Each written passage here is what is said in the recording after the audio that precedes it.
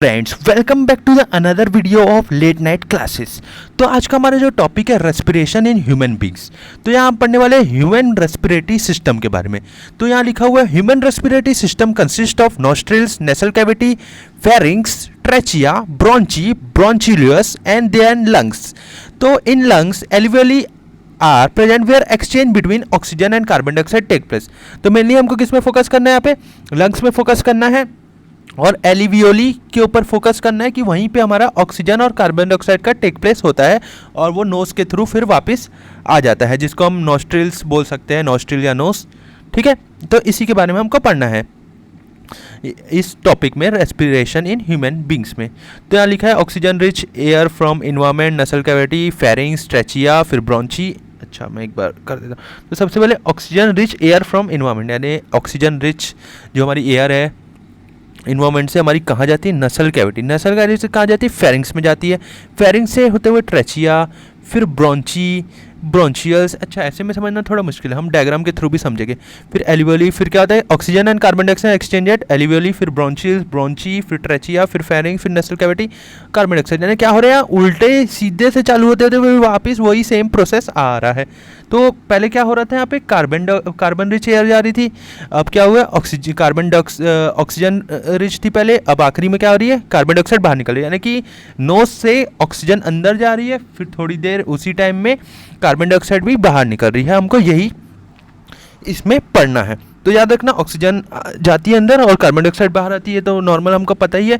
तो उसमें क्या क्या प्रोसेस आता है, बीच में नेसल कैविटी रहती है, फेरिंग्स रहता है, ट्रेचिया रहता है, ब्रोंची से कहा, ब्रोंची के छोटे छोटे बबल्स रहते हैं, ब्रोंचियल्स, फिर एल्वियोली, फिर वहाँ पे ऑक्सीजन और कार्बन डाइऑक्साइड का टेक प्लेस होता है, फिर ब्रोंचियल से ब्रोंची, फिर ट्रेचिया, फिर फेरिंग्स, फिर नेसल कैविटी, फिर carbon rich air to the environment वापस पहुँच जाती है। तो ये हमारा डायग्राम है सिंपल सा, इसको भी आप बनाने की कोशिश जरूर करना। तो ये हम जो एलिवियोली की बात करें, जो मेन रहता है जहाँ पे एक्सचेंज ऑफ कार्बन डाइऑक्साइड और ऑक्सीजन होता है, वो है ये। और तो यहाँ से चालू होता है हमारे ये नसल पैसेज है, यहाँ हमारा नाक, फिर ये माउथ कैविटी के बारे में नहीं पढ़ना है। फेरिंग्स है, ये यहाँ पे रहता है, ये यहाँ पे फेरिंग्स, और ये लेरिने इसमें यहाँ पे उसके बारे में नहीं पढ़ना वैसे। और ट्रेचिया है, रिंग ऑफ कार्टिलेज है, लंग्स है हमारे दो ठोक, यानी उसके बाद रिप्स है, ब्रोंची है, ब्रोंचियल्स है, और ये एल्वियोली सैक है, जो मेन इंपॉर्टेंट है। एल्वियोली सैक है जहाँ पे exchange of carbon dioxide oxygen होता है। तो ये डायग्राम आप चाहे तो बना सकते हैं। तो यहाँ पे सबसे पहले लिखा हुआ है passage of air in humans. तो human have a respiratory pigment known as haemoglobin. तो हीमोग्लोबिन जो क्या करता है, हमारा ऑक्सीजन कैरी करता है different part of the body में to remove carbon dioxide from the body, और उससे कार्बन डाइऑक्साइड को रिमूव भी किया जाता है।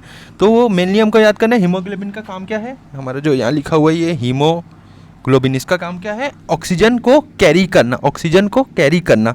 ठीक है, कंपेयर टू क्वेश्चन आ सकता है हीमोग्लोबिन क्या कैरी करता है, ऑक्सीजन को कैरी करता है। Compare to oxygen carbon dioxide is more soluble in water. तो क्या है, कार्बन डाइऑक्साइड वाटर में ज़्यादा सॉल्युबल है, so it is usually transported in dissolve form. तो उसको डिसॉल्व फॉर्म में बॉडी से बाहर निकाल दिया जाता है कि उससे, या फिर बॉडी में ट्रांसपोर्टेशन में उसका जो यूज़ होता है, वाटर सॉल्युबल में ज़्यादा फॉर्म है तो उसी का यूज़ होता है बॉडी से, उसी तरह वो बाहर निकलता है। तो ये था पैसेज ऑफ एयर। उसके आगे हमारा ये तो ह्यूमन हार्ट आ गया, लेकिन इसको और थोड़ा सा डिस्कस कर लेते हैं। तो यहाँ पे हम डिस्कस करते हैं, ह्यूमन हार्ट भी इसी से रिलेटेड है, लंग्स से। लंग्स के बिना हार्ट बीट भी नहीं चल सकती हमारी। तो यहाँ पे हम डिस्कस करते हैं ये नेसल कैविटी से जब एयर अंदर जाती है ऑक्सीजन रिच, तो यहाँ होते होते नीचे होते होते यहाँ हमारी लंग्स तक पहुँचती है। लंग्स में पहुँचने तक ये ब्रोंचीज रहते हैं, ब्रोंचीज के जो छोटे छोटे ये बबल्स दिख रहे हैं ये ब्रोंचियल्स रहते हैं, और इसको यहाँ पे एल्वियोली सैक रहते हैं, वहीं पे ऑक्सीजन और कार्बन डाइऑक्साइड का जो ट्रांसफ़र होता है, फिर ये वापस घूमते हुए यही रास्ता एक ही है और कोई दूसरा रास्ता नहीं। यहीं से होते होते ये कार्बन डाइऑक्साइड रिच जो हमारा जो एयर रहती है वो बाहर निकल जाती है, फिर ऐसे ये चलते रहता है, हर सेकंड चलते रहता है।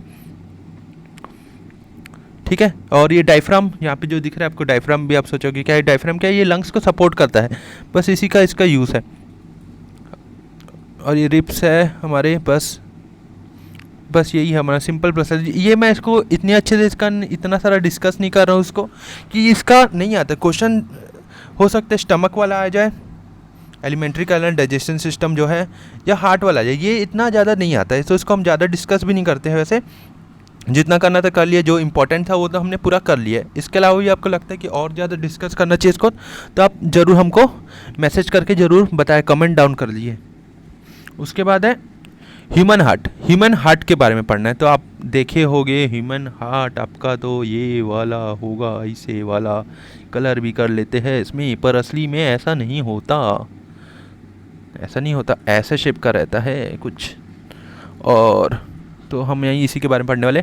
तो human heart transportation in human being, तो क्या होता है, blood is a fluid connective tissue, जो बॉडी को पूरा कनेक्ट करती है, जो ब्लड हमारी टिश्यू है, they transport food, oxygen, carbon dioxide, nitrogenous waste etcetera. तो ब्लड का काम क्या है, ट्रांसपोर्ट करती है, फूड को ट्रांसपोर्ट करती है, ऑक्सीजन को भी, कार्बन डाइऑक्साइड को भी, नाइट्रोजीनियस वेस्ट को भी। और blood contain plasma and blood cell, red blood cell carry oxygen throughout the body. तो जो हमारी रेड ब्लड रेड आरबीसी जिसको बोलते हैं हम, और वो ऑक्सीजन को कैरी करती है पूरी बॉडी में। और heart is a pumping organ in the body, तो अपनी जो मशीन है हार्ट एक पंपिंग ऑर्गन है अपनी पूरी बॉडी का। और हार्ट के 4 चेम्बर रहते हैं, विद 2 एट्रियम रहते हैं, 2 वेंट्रिकल रहते हैं, left atrium, right atrium, left ventricle, right ventricle, ये 4 है। तो सबसे पहले यहाँ पे लिखा हुआ है, ये यहाँ पे, the left atrium receive the oxygen rich blood from the lungs, यानी जो हमारा लेफ्ट एट्रियम है क्या रिसीव करते हैं, oxygen rich blood from the lungs, यानी लंग्स से। ये हमारा ये वाले डायग्राम में देखते हैं हम, तो ये क्या लिखा हुआ था वहाँ पे, लेफ्ट एट्रियम, जो ये लेफ्ट एट्रियम आपको दिख रहा होगा यहाँ पे, ये जो है कलर चेंज कर लेते हैं आज, डेली वही कलर से, क्या है ये, left atrium oxygen rich blood को कहाँ से उठा के आता है, लंग्स से उठा के आता है, लंग्स से हमारे।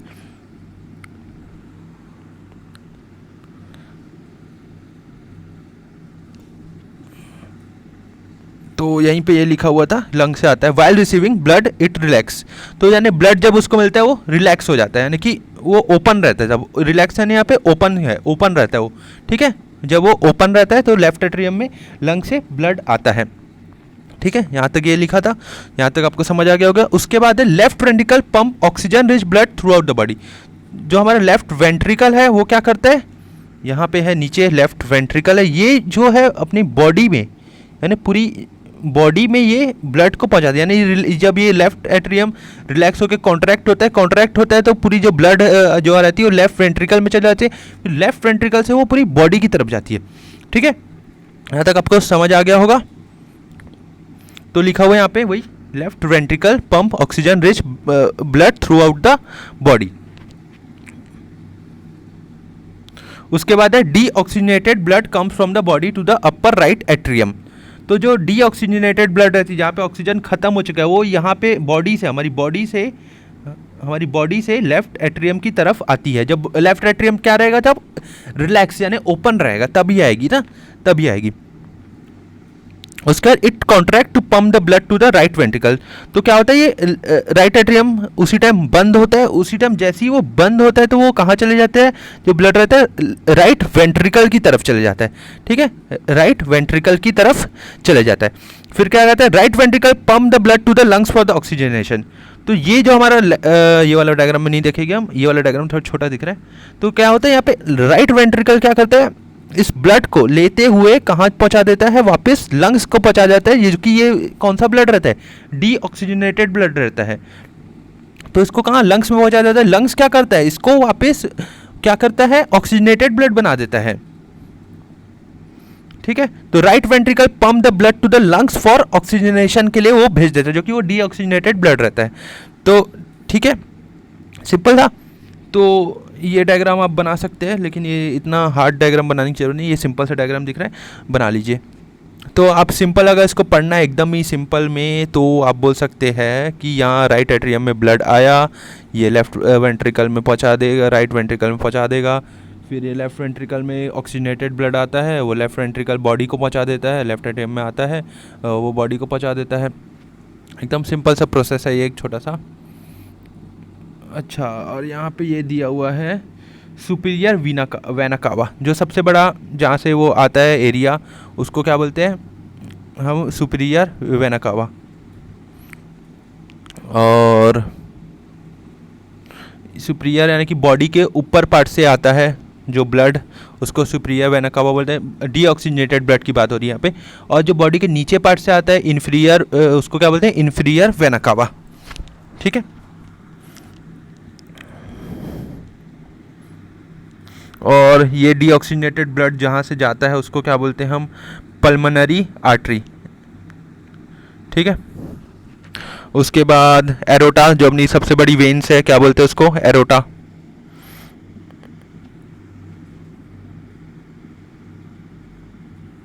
ठीक है, डायग्राम आप बना सकते हैं। उसके बाद जो आपको एक चीज़ अभी नहीं समझ आएगी, अभी मैं बताता हूँ ये डबल सर्कुलेशन के बारे में।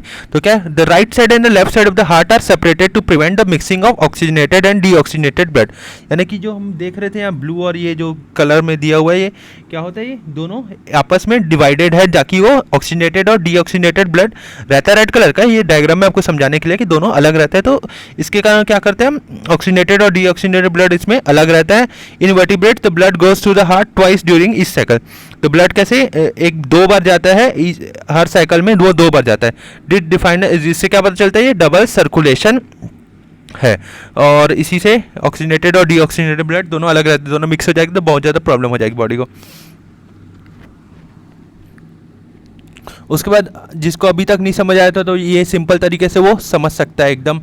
तो यहाँ पे दिया हुआ है, जैसे कि ये हमारी बॉडी है, यहाँ पे कलर चेंज कर लेते हैं, कलर वाइट कलर, नहीं वाइट नहीं, ये ब्लू ग्रीन कलर। तो यहाँ पे दिया कि इसको मिटा देते पहले। ये हमारी बॉडी से पहले ब्लड होते होते होते, कौन सा ब्लड है ये याद रखना, डीऑक्सीजनेटेड ब्लड है, ब्लू कलर का जो दिख रहा है। होते होते होते कहाँ जा रहा है, लंग्स में जा रहा है। अब ये लंग्स इसको वापस कहाँ भेज दे रही है, अपने लंग्स में बोल दिया मैंने, हार्ट में जा रहा है। हार्ट कहाँ भेज दे रहा है इसको, लंग्स की तरफ भेज दे रहा है। तो लंग्स इसको ऑक्सीजनेटेड करके, ऑक्सीजन इसमें डाल के वापस कहाँ भेज दे रहा है, यहाँ से होते होते पल्मोनरी वेन से होते होते कहाँ भेज दे रहा है, अपने हार्ट में भेज दे रहा है। हार्ट से ये अब कहाँ जा रहा है, ये होते होते होते होते ये जा रहा है वापस हमारी बॉडी में। तो ये गोल सा एक प्रोसेस है जिसमें हार्ट और लंग्स दोनों इन्वॉल्व है, हमारी बॉडी पूरी इन्वॉल्व है। तो ये कैसा रहता है, जो ब्लू साइड है वो ऑक्सीजन लो रहता है, कार्बन डाइऑक्साइड हाई रहता है, और जो रेड वाला है उसमें ऑक्सीजन हाई रहता है और कार्बन डाइऑक्साइड लो रहता है। तो सिंपल है, बॉडी से कहाँ जा रहा है, हार्ट, हार्ट से जा रहा है लंग्स, लंग्स से फिर जा रहा है हार्ट, हार्ट से फिर जा रहा है हमारी बॉडी में। सिंपल प्रोसेस है एकदम। यही हमने ये जो पूरा पढ़ा है यहाँ पे, ये वही चीज़ बताने की कोशिश करते हैं इसमें। तो इसमें हमारे 4 पार्ट में डिवाइड है, ये भी इसको साथ में थोड़ा डिटेल में बता दिया। अब आगे इसको हम थोड़ा और पढ़ते हैं हार्ट के बारे में। तो यहाँ पे दिया है आर्टरीज, कैपिलरीज, वेन्स। तो आर्टरीज क्या रहता है, they carry blood away from the heart. तो आर्टरीज वो रहते हैं जो बॉडी से, हार्ट से ब्लड को लेके जाते हैं। यानी जो हमारा ये अरोटा था, अरोटा हो गया, वो क्या करता है, बॉडी से बाहर ब्लड को लेके जाता है। उसके आगे लिखा हुआ है 1 सेल थिक स्मॉलेस्ट, यानी जो नस वस रहती है उसको हम क्या बोलते हैं, हिंदी में नस ही बोलते हैं शायद, कैपिलरीज बोलते हैं उसको हम, कैपिलरीज। ग्रुप ऑफ कैपिलर बहुत सारे रहते हैं, ऐसे बहुत सारी। और they carry blood toward the heart. Veins क्या करते हैं, इन्फीरियर वेना कावा और सुपीरियर वेना कावा, ये वाली थी जो यहाँ पे हम देखे थे। सुपीरियर ने बॉडी के ऊपर पार्ट से जो ब्लड लाती है और इन्फीरियर जो बॉडी के नीचे पार्ट से लाती है। ये क्या करती है, हार्ट की तरफ ब्लड को लेके जाती है, हार्ट की तरफ लेके जाती है, हार्ट के अंदर। ठीक है। और उसके बाद है, यहाँ पे लिखा हुआ है they carry oxygenated blood except the pulmonary arteries. तो क्या लिखा हुआ है यहाँ पे, वो आर्टरीज क्या करती है, ऑक्सीजनेटेड ब्लड को कैरी करती है except the pulmonary arteries. Pulmonary arteries को छोड़ के बाकी जो भी रहती है, पल्मोनरी आर्टरीज जो ये है हमारी बॉडी से बाहर जो ये ब्लड को इधर लेके जा रही है लंग्स की तरफ, ये इसको छोड़ के बाकी जो भी रहती है आर्टरीज वो क्या करती है, ऑक्सीजनेटेड ब्लड को कैरी करती है। ठीक है। उसके बाद है they have thick wall and do not have valves. वो थिक वॉल बनी रहती है, उसकी बहुत ज़्यादा थिक रहती है और उनमें वेल्व्स नहीं रहता कुछ भी रोकने के लिए। और उसके बाद है कैपिलरी में help in exchanging of material between blood and surrounding cell. तो ब्लड और सराउंडिंग सेल में जो भी मटेरियल का ट्रांसफर करता है यानी वो कौन करता है, कैपिलरीज, यानी पूरे बॉडी में फैले हुए हैं कैपिलरीज, हर एक एक बॉडी के पार्ट में वो फैले हुए हैं। और ब्लड और सराउंडिंग सेल में जो ट्रांसफर का काम करता है वो कैपिलरीज के थ्रू होता है। उसका वेन्स है, वेन्स क्या करते हैं, they carry deoxygenated blood except the pulmonary veins. तो पल्मनरी वेन्स को छोड़ के बाकी सब जो हमारे जो वेन्स है वो डीऑक्सीनेटेड ब्लड को कैरी करते हैं। यानी ये वाला हो गया डीऑक्सीनेटेड ब्लड, ये वाला था जो, और ये वाला था, बस पल्मनरी वेन्स को छोड़ के बाकी सब डीऑक्सीनेटेड ब्लड को कैरी करने का काम करते हैं। ये वाला जो ऑक्सीनेटेड ब्लड को हमारी बॉडी के अंदर जो लाता है ये पल्मनरी वेन्स है, यानी बॉडी में नहीं, यानी हमारे हार्ट में लाता है लंग्स से, वो है हमारा पल्मनरी वेन्स। ठीक है, यहाँ तक आपको समझ आ गया होगा। उसके बाद है they have thin wall and also possesses valve. तो उसके वॉल्स क्या रहते हैं, थोड़े से थिन रहते हैं।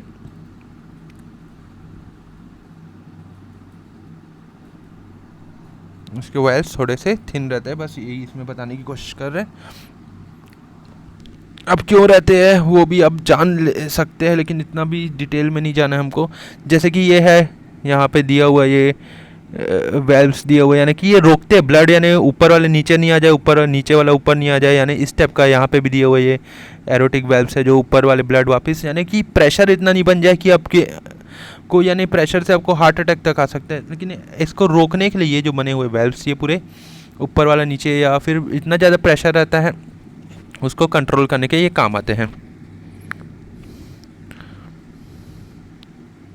तो आगे का पार्ट जो है हमारा यही सब है, अगले वीडियो में हम ये करने वाले हैं। तब तक आप चैनल को सब्सक्राइब जरूर कर लीजिए, और ये पार्ट 3 वीडियो था हमारा। आगे का वीडियो ज़रूर देखते रहिए। Thank you for watching late night classes videos.